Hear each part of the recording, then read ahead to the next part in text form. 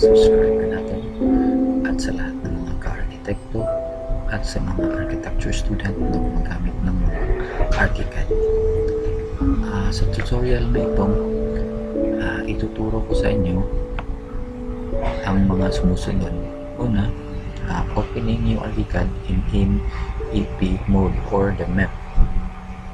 Gagamitin natin ito para sa susunod na video natin gagawin later on.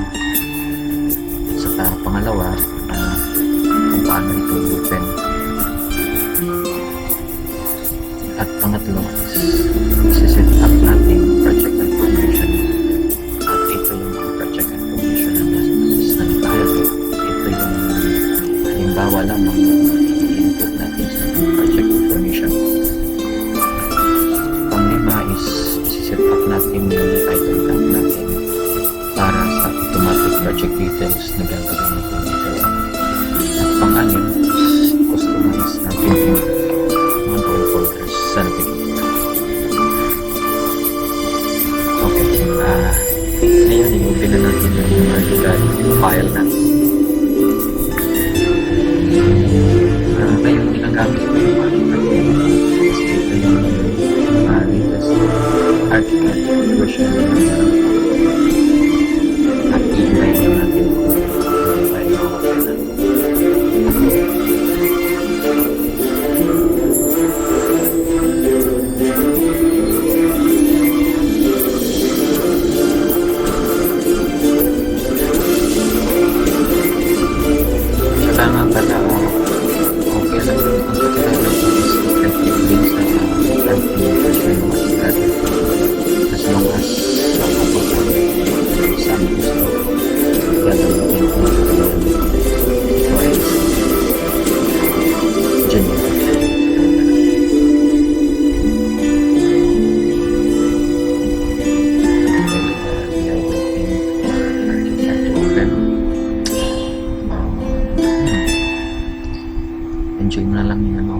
Enjoy nyo na lang yung background music ko.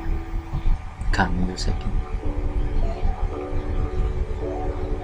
Medyo matagal.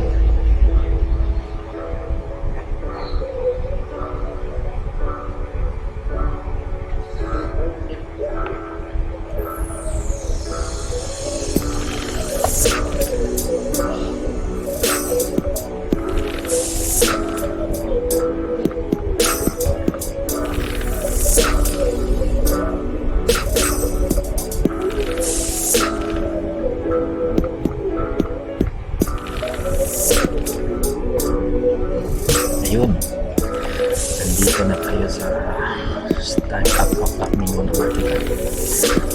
Dito sa small screen na ito makikita natin kung paano natin gagamitin yung sinasabi natin na MEP or MEP model Blur 22 template. Okay, mong gagawin natin is click lang natin kung create a new project, tapos dito sa template hanapin mo natin by default ito ay nasa ArchiCAD 22, 21, 20, 19 whatever versions na meron kayo. I-change lang natin to MEP model. Yun, at saka dito naman sa work environment profile, click lang natin ito or kung arrow na ito, up down lang natin, tapos hahanapin natin sa net profile 22. Kapag na-click mo na to, yun, click nyo lang at abangan ang pag-open. Tsaka nga pala ginagamit ko pang map modeler 22 template para na rin later on sa video tutorial natin regarding planning or whatever utilities documentation doon sa project na gawa nyo ng 3D model. So ngayon, gagawin lang muna natin kasi ito lang muna yung gagawin natin sa project natin. Yan, okay na. Kung mapapansin nyo dito sa tools tab natin sa kaliwa, hahanapin natin yung Team AP tools. Sa baba nitong design, ito yung nasa default tools natin sa ArchiCAD. At sa baba nito is ito yung mga DocWorks or sa mga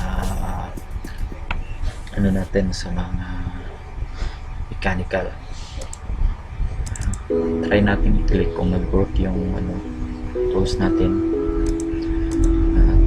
Ito, kung mapapansin nyo, kapag hindi nag-work yung MAP tools natin, is itong bandang to is naka-gray. Ibig sabihin nun is hindi yun workable, hindi nyo magagamit sa mga project nyo. Pero ngayon, since ito ay active, ito ay ma-open natin at makukuha natin kung ano yung settings na gagamitin natin. Okay, so try natin kung mag-work out. Yun, nag-work na yung MAP natin. Okay, that's it. Pipe work nandito rin, dito si pipe tool, vent, transition T, take off tool, Y, fittings, at saka meron din mga terminals, tools, equipment tools, cabling natin, meron din dito. Sa baba naman ito is yung documentation na normal na rin sa ArchiCAD, like yung mga document dimension, level dimension, text, tsaka itong more is yung default na rin ArchiCAD. Okay, susunod na gagawin natin is susunod, since na-open na natin si 1 at si 2, dito na natin gagawin si project informations. Okay, ang ilalagay natin dito is itong mga nasa taas nito. Okay, punta na tayo sa ArchiCAD. Dito sa ArchiCAD, kung mapapansin nyo, itong part na ito is si navigator. Kung gagamitin natin si organizer, ay click lang natin ito si arrow na to at hanapin natin si show organizer. Yun, wait lang tayo, tapos makikita na natin si organizer. Si organizer is ito yung section na ito na dito natin gagawin yung mga drawing layout natin, drawing sheets, so yung mga paper type, at saka dito na rin natin ipapublish kung anong file format ang ibibigay natin sa mga consultants natin. Okay, right now si organizer is hindi muna natin kailangan, i-close muna natin siya. Dito muna tayo mag-focus kay navigator. Okay, ilalagay na natin si project information. Okay, alright. Paano natin ilalagay si project information? Okay, gagawin lang natin is itong si untitled, yung pinakataas na portion ng navigator na ito. Dito natin, i-right click lang natin ito, tapos hahanapin natin si project info. Ito yun siya. Click lang natin si project info, yun, makikita na natin yung mga informations na kailanganin natin sa project. Okay, close muna natin ito.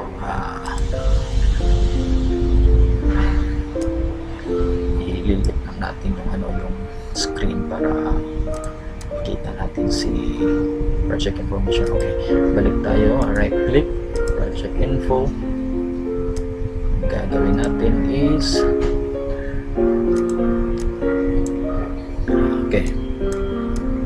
project title. Ito yung project title, propose to story, project title, at saka hanapin natin siya dito, project title, project details. Ito, project description or si project name. Si project name dito natin siya ilalagay. Name or title is ito yun, project name. Project description optional kung ano yung gagawin nyo. Pwede rin gawin natin dito na residential, kaya pwede natin siyang dito, tapos ilis natin siya residential yung project name natin. yung description is proposed to storage reservoir. Okay, project number. Halimbawa lang, itong project number na to is taong na to is ito yung unang project po. Okay, natin. So, right, so marinig ka magka 100 project na mahirap naman sa project.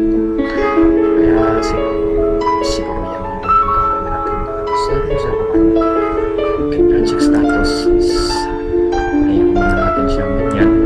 As this or kung gusto nyo is yung status nito is for schematics. Change nyo na to later when you are going when you're in design stage na or next is the documentation stage. Sa ngayon, keywords notes, project code, steps, una ID, kung meron kayong ID per project pero madali mo ma-identify yung project nyo, para na kayo na ilan na project. Site details, okay. Site name, wala, like leave as is lang muna natin ito po site ID. Ito lang muna yung gagawin natin. Site full address, site full address, hanapin natin yung site full address. Right, dito, project location, saan mo tayo sa halimbawa lang. Okay, saan mo tayo result tab products, right, Philippines, stock code is halimbawa 1, 2, 3, 4.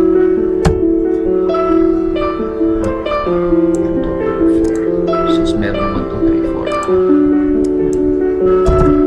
6, 7, 8, right, city city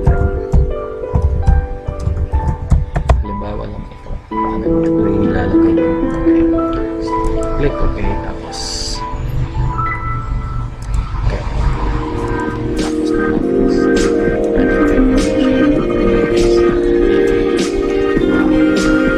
projects ngayon susunod natin sa number 5 is entitled lang and add automatic project details.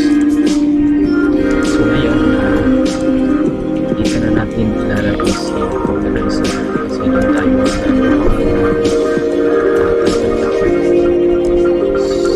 so by default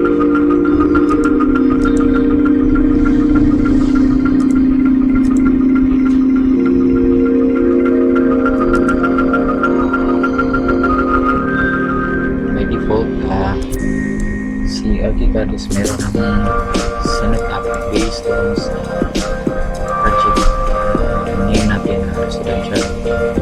So ngayon i-delete naman natin nasa default. So we're done tayo storage title at dito sa masters natin dito sa gagawin.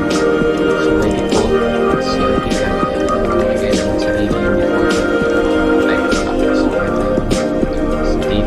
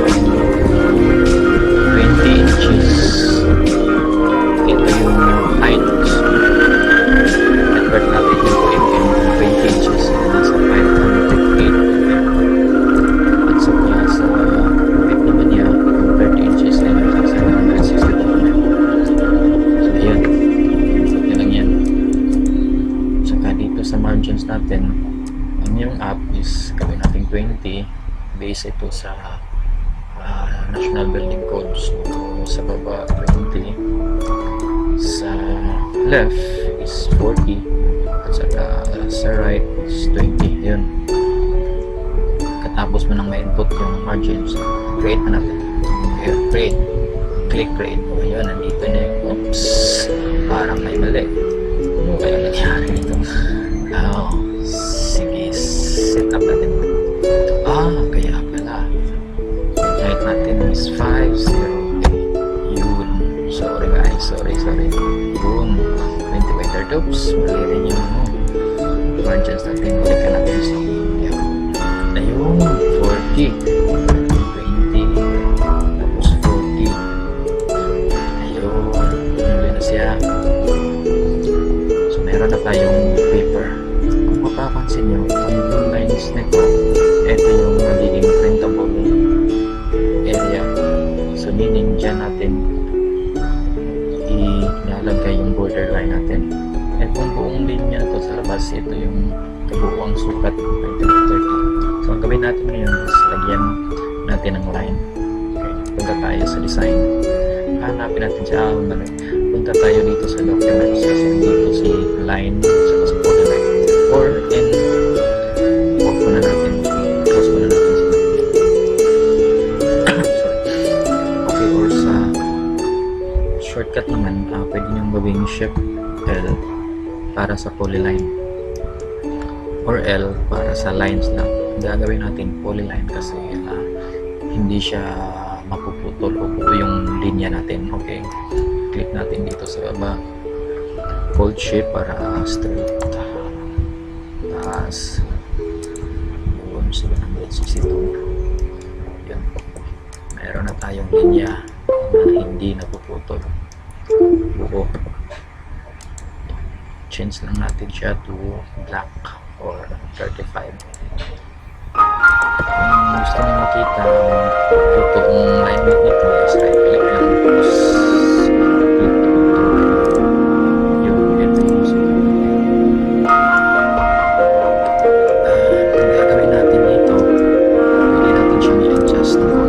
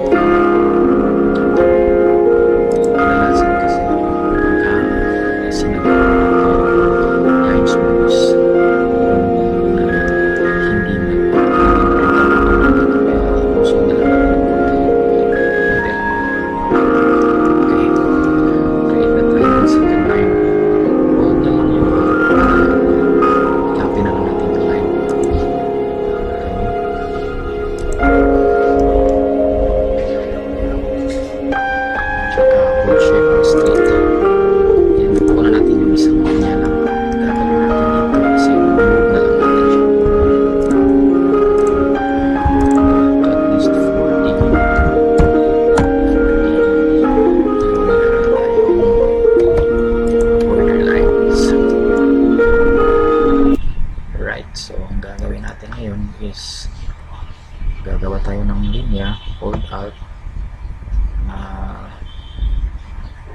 press mo lang yung alt, tapos pindutin yung line at doon gagawa tayo ng bagong linya. Hold shift again para straight, kunin natin yung isang linya, tapos gagawa tayo ng offset natin ng 40 para gawin natin ng so yun, tayo. So copy rin natin itong nasa taas na is 10. Yun. 10 or 8. Sorry. Is 2.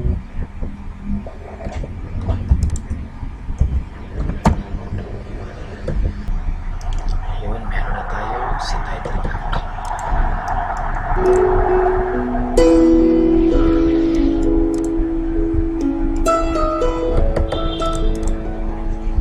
Ulitin lang natin.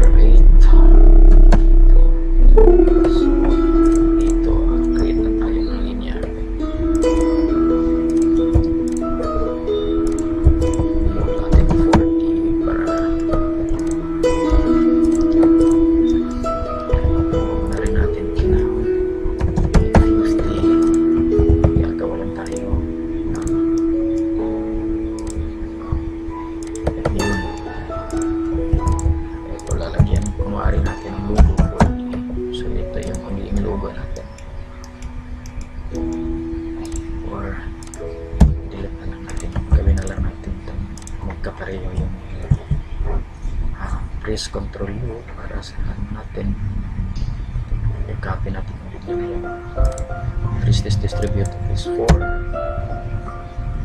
Okay, drag lang natin siya. Yun. So meron na tayong name. Gagawin natin dito is 20 by 30 na papel. So ngayon di-delete natin ito, lalagyan natin ng so dito lang muna. Gagawin natin kadalasan dito sa ating itong unang bahagi is yung sa architect. So architect information. So dito lahat si magkano to bring. So 5.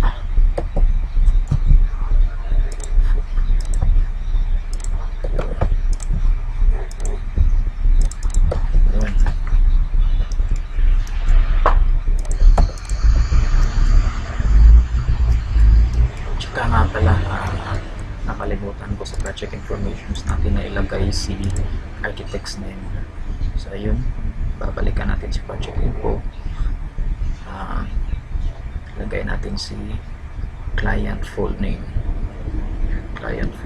at saka itong contact details, meaning contact details or yung architects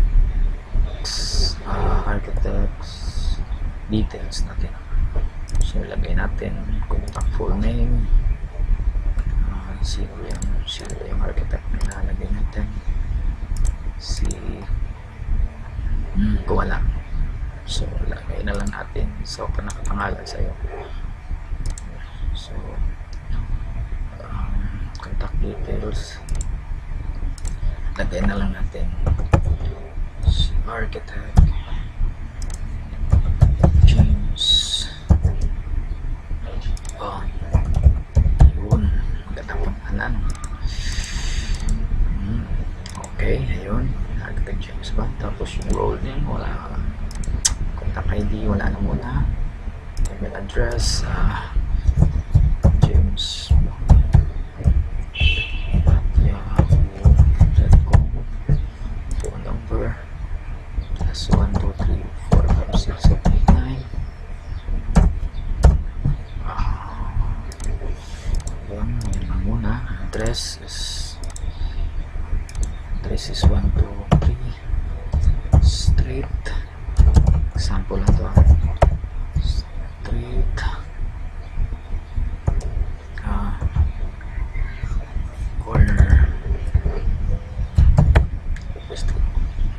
corner kay Nito,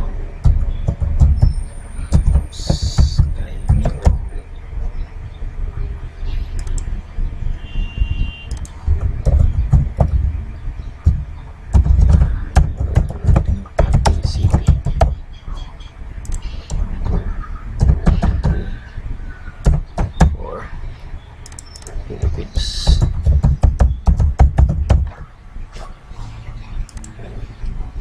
So ayun, client details natin is nandito na rin. I-input na rin natin si Juan de la Cruz, client na to. Mr. Juan de la Cruz. Alright, so nandito na siya. Address, location, address, full address,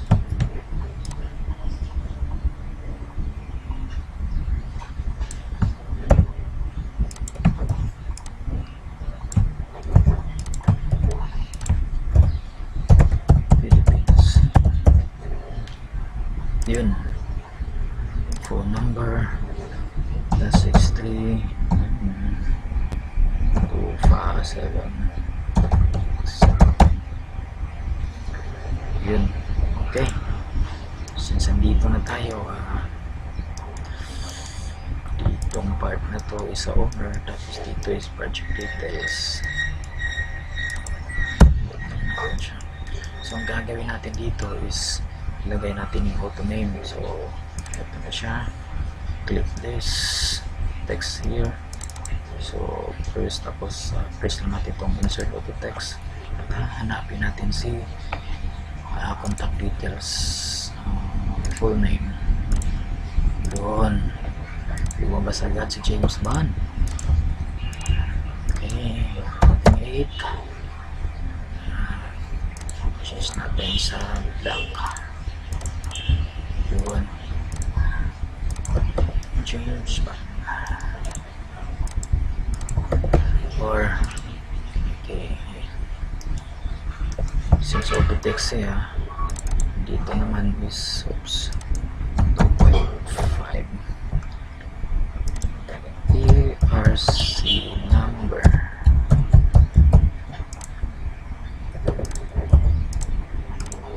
Tsaka nga pala guys, kung gusto natin lagyan to ng text boxes, punta lang tayo dito sa view, on screen view options, at saka press lang natin itong text box handles. Okay, para madali natin silang ma-align.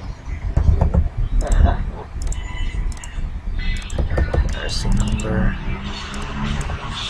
may OWA number, DTR number, tsaka TIN or DTI. So ayun, huwag lang natin ito dito, hindi na kailangan ito nakabold, so at least ayan. Okay, ayan na, kayo na bahalang maglagay ng number dyan. Okay, dito na tayo sa owner. Sa owner side, click natin to, change lang natin to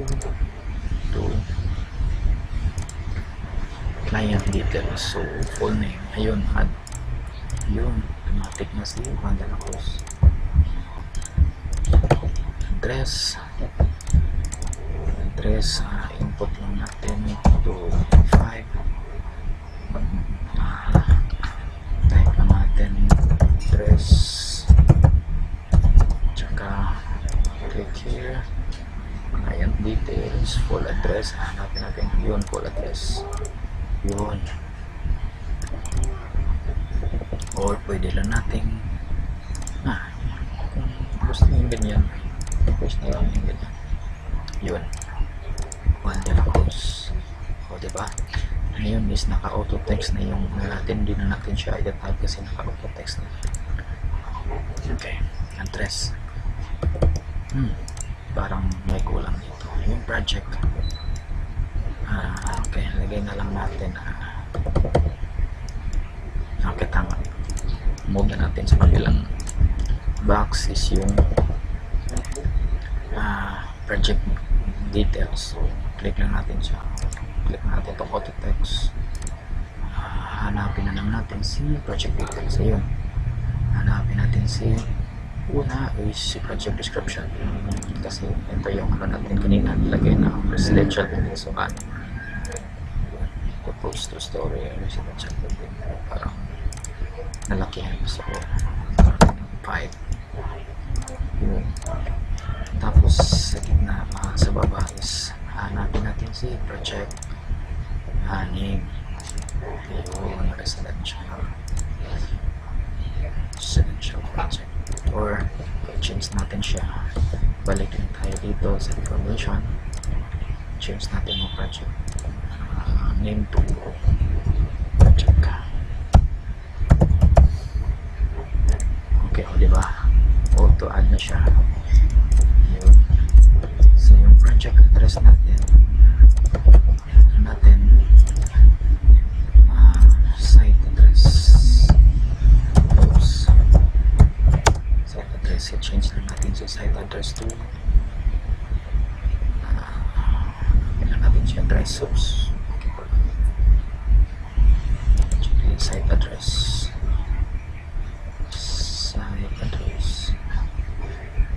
full address. Okay, yun, automatic na siyang nag-change. So yan.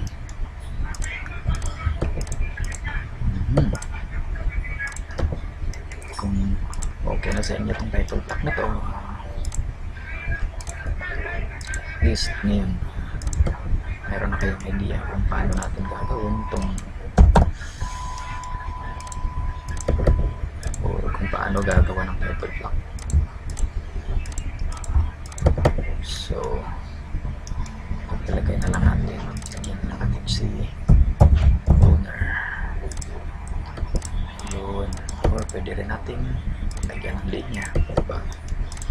Ano yung type natin o gusto natin sa project natin, diba? So text, so dito pwede na rin natin si logo or ano man yung magiging logo naman, kaya nang bahala kung ano yung magiging logo nyo. So yun, dito naman is yung set sheet contents natin, dito natin siya ilalagay. Punta lang tayo dito sa object tools, hanapin natin si auto site content or auto project content.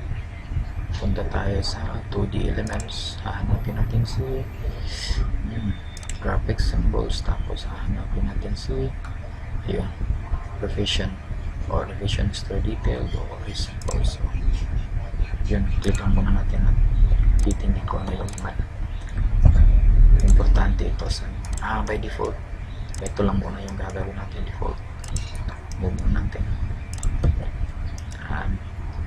Gagamitin natin to para kung ano yung magiging changes natin later on is dito na siya mapupunta.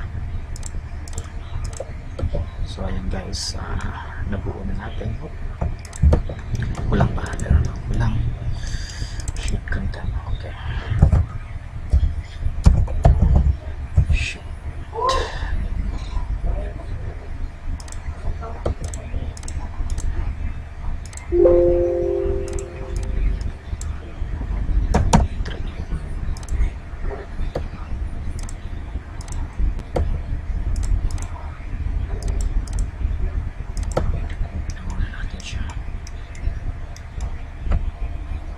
So ang gagawin natin is ilalagay natin si auto text. So hanapin natin si layout.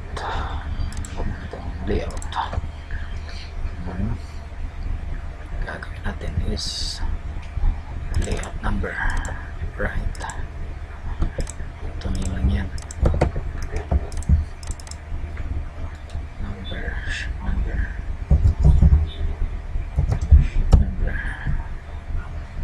or gagawin na lang natin yung customize number at saka dito sa baba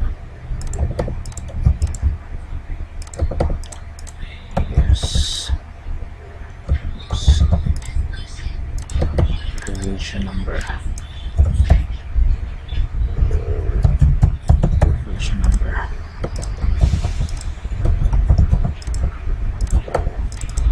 Okay, hanapin natin si revision number, layout revision, so current revision yun.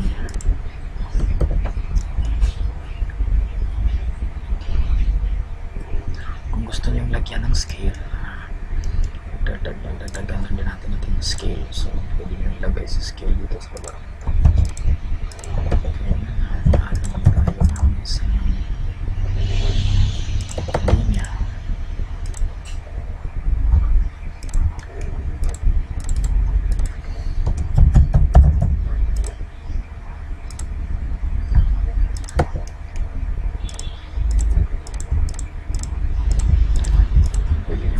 Pwede din kaming 5 dito.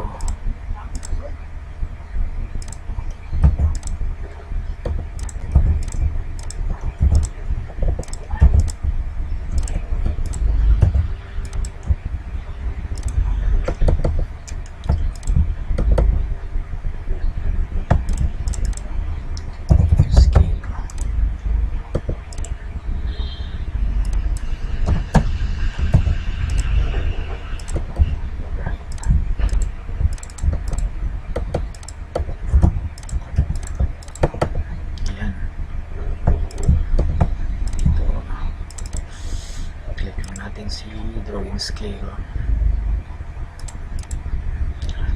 si scale. Ayun.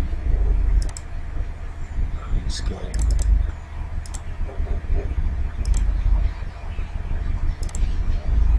Ba't dalawa to? Okay.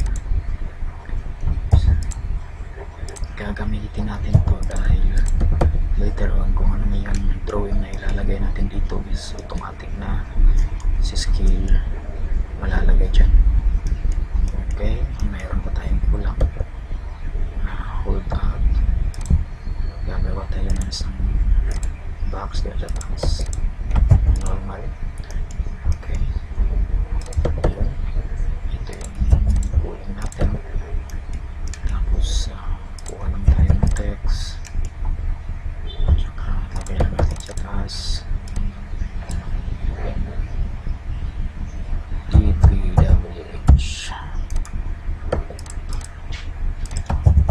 or kulang pa.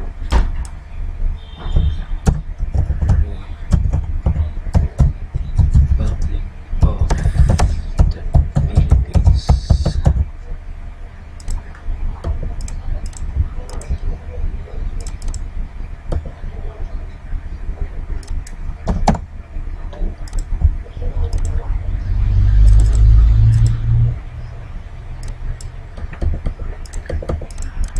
Huwag lang natin ito ng step. So, ayun.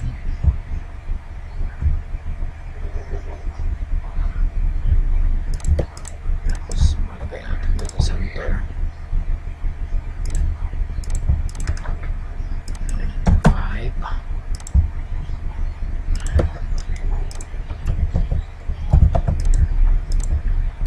So, piece of building official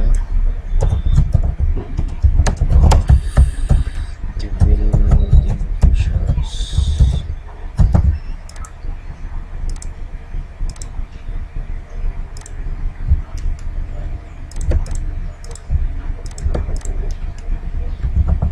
Tapos dito sa head, yun,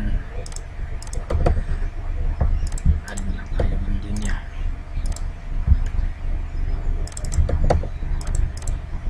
Okay, yun, mayroon na tayong title block. So ito na yung magiging general title block natin. Okay, gagawa tayo, gawin natin to is i-copy natin to at i-rename. I-rename muna natin siya. Gawin natin architectural first page.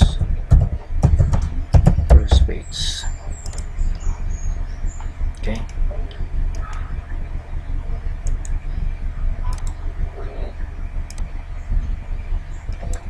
hindi pala architectural o yung generic architectural page. So gagawa tayo ng uli ng isa para doon sa 20 by 30 architectural. Wait, sorry, doon pala. So gagawin natin 762 508 40 20 20 20 grade. Yun, gagawin natin dito is copy lang natin ito lahat. Copy. Yun, copy na siya lahat.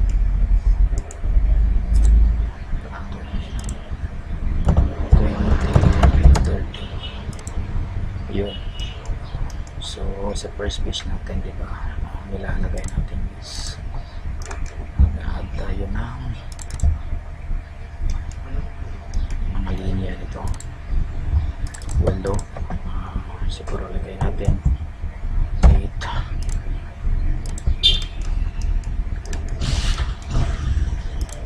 Okay, and dun sigilan news line 900 architectural structure electrical planning mechanical electronics siyang pala. Gawin natin siyang ayun. So natin dito. Lagyan natin ng line and grid. Okay. Ito, linya, tapos si head. Sorry. Copy. Tapos date.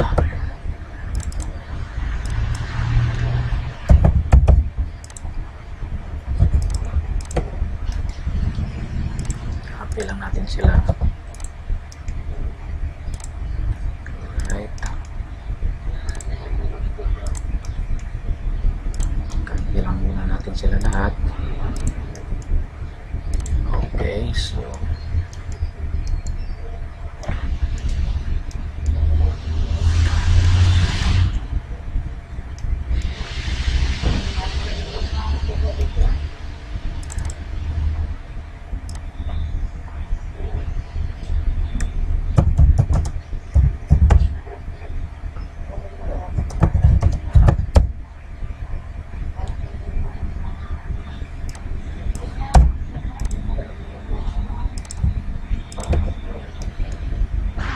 architectural. Basta kopyahin na lang yung ano, standard sa kailan sa mapping. Kopyahin na lang yung mga standard ng logo natin. Okay. Line and grid. Structural.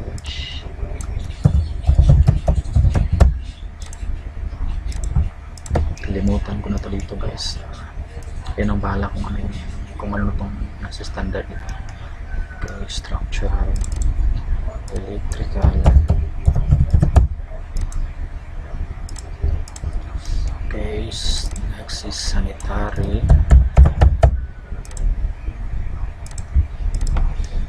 Tapos si mechanical.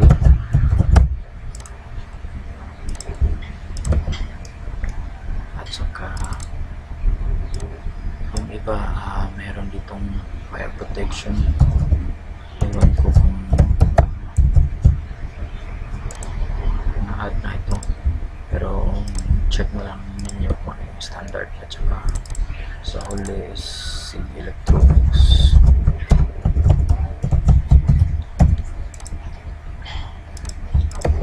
Okay, meron na tayong mga title block. So, ito na yung magiging standard natin. Later, check natin kung active ba yung work natin. Change na natin to layout settings. Change natin to architectural. Ayun.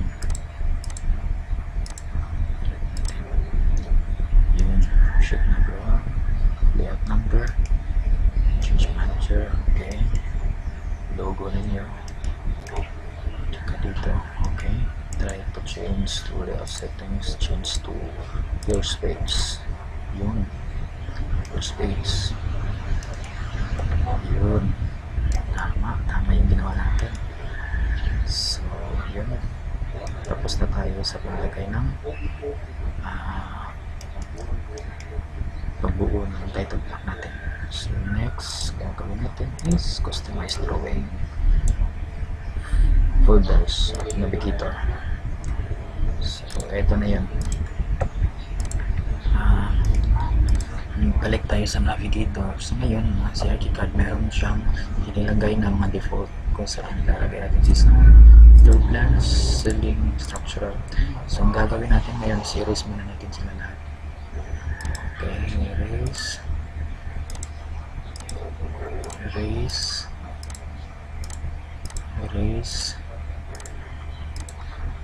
muna natin sila lahat. Delete muna natin para pagbuo tayo ng mga bagong folders na base ng sa ginagamit natin dito sa Pilipinas. So sa akin, ginagawa ko is right click ito, new folder, mag-architectural.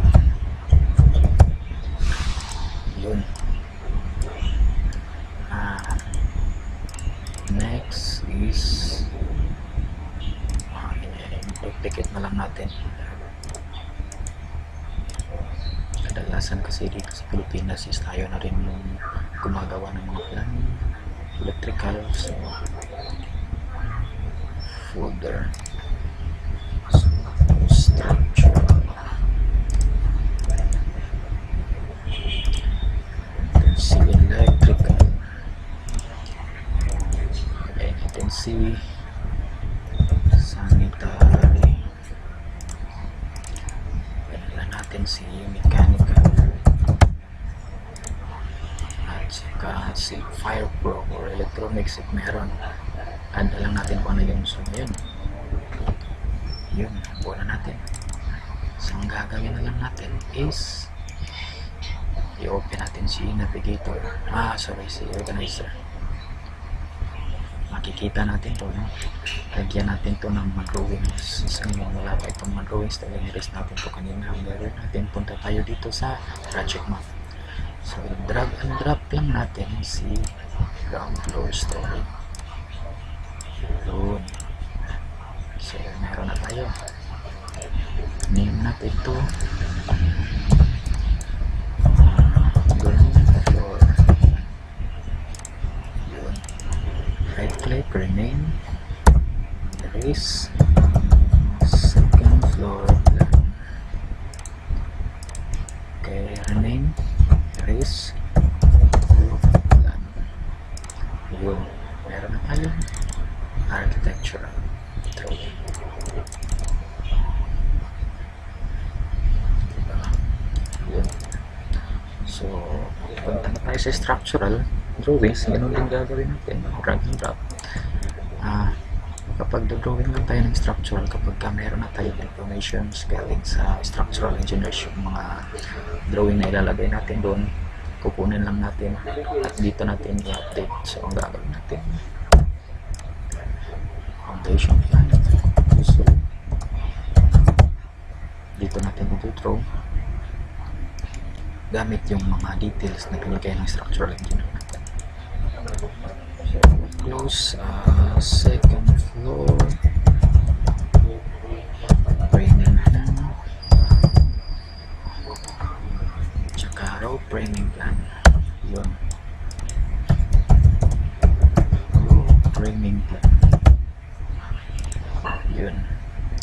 So ang gagawin natin sa iba, ganun yun, electrical, yan rin, gayahin mo yung paano i-set up, basta yun yung basic. Okay, so tapos na tayo. Save na muna natin tong project natin. Save natin sa PC natin. Okay, GP Architecto, ArchiCAD. Ano natin is